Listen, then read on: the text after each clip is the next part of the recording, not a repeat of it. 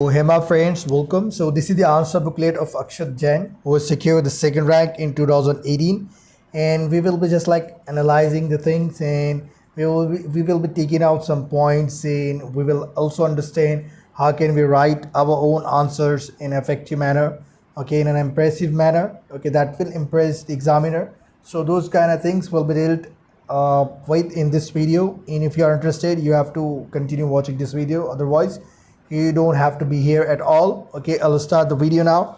So concerns regarding the wide formulation and indiscreet application of discretionary power of governor need closer attention. So बात वही है जो discretionary powers है governor के, वो क्या है उस पर क्लोज़र अटेंशन देने की ज़रूरत है, उस पर क्या कहेंगे हम, ध्यान देने की ज़रूरत है, उसी को बात करेंगे। इनडिस्क्रीट क्या होता है आपको पता है? इनडिस्क्रीट के एक तरह से मायने होते हैं कि वो डिस्क्रीट नहीं है, मतलब वो लैक कर रहा है प्रूडेंस में, गुड जजमेंट में, इस तरीके से बोलेंगे। फॉर्मुलेशन है जो डिस्क्रिशनरी पावर्स, तो उसी का मायने घुमा फिरा कर की बात है कि गवर्नर के जो डिस्क्रिशनरी पावर है, जो कॉन्स्टिट्यूशनल और क्या कहेंगे हम सिचुएशनल है, उस पर अटेंशन देने की ज़रूरत है। That is the thing is being asked here. Okay, so we will start the answer now. So articles 150, 153 and 167 between them of the constitution describe the role of governor. So role of governor कहाँ लिखा गया है?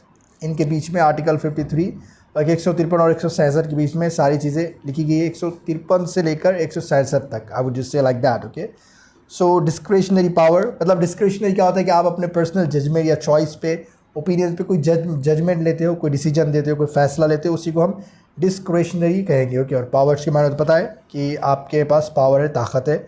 सो देखते हैं यहाँ पे आप constitutional discretion क्या होता है।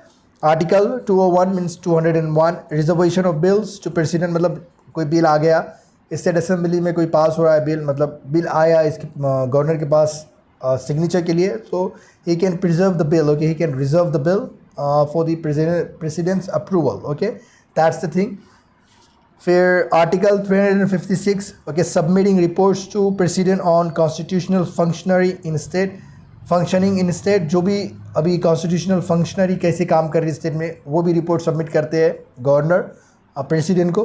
356 में लिखा गया है। फिर getting information from the council of minister, com मतलब जो इन्फॉर्मेशन है कैसे काम कर रहे हैं वो सारी चीज़ें काउंसिल ऑफ मिनिस्टर के पास से भी लेते हैं। फिर administration of UTs when given extra charges, और ये एडमिनिस्ट्रेशन को भी संभालते हैं यूनियन टेरिटरीज़ का, अगर इनको एक्स्ट्रा चार्ज दिया गया है तो, राइट।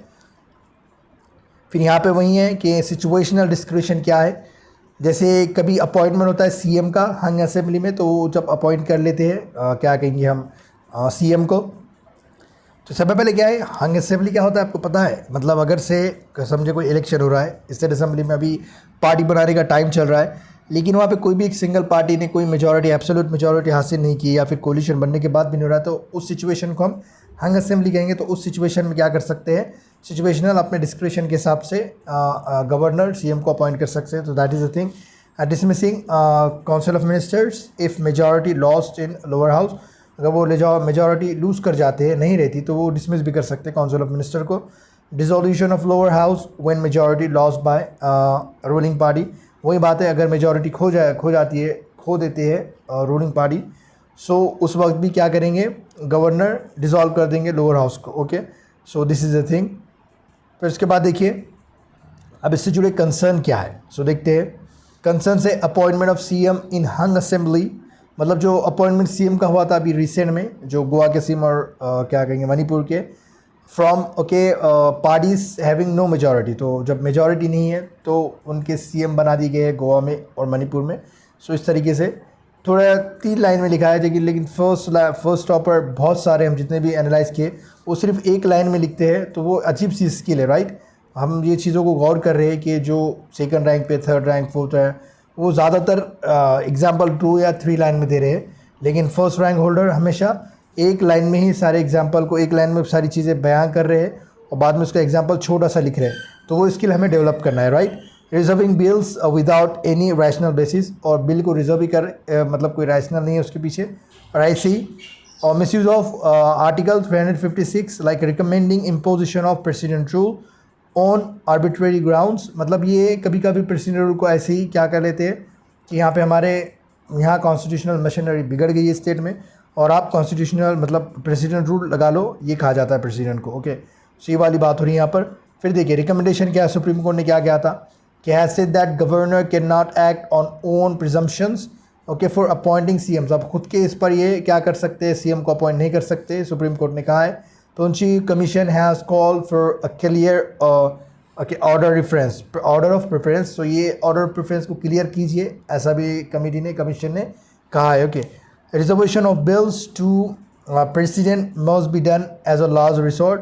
तो ये जो लास्ट सहारा है उस तरीके से रिजर्वेशन का इस्तेमाल होना चाहिए बिल का, जो भी प्रेसिडेंट के लिए रखा जा रहा है, राइट। फिर उसके बाद देखिए ओके मुंबई गाइडलाइंस क्या है, must be strictly followed with respect to article 356। तो ये जो गाइडलाइंस है, you have to comment down there in the comment box what were the guidelines of Mumbai.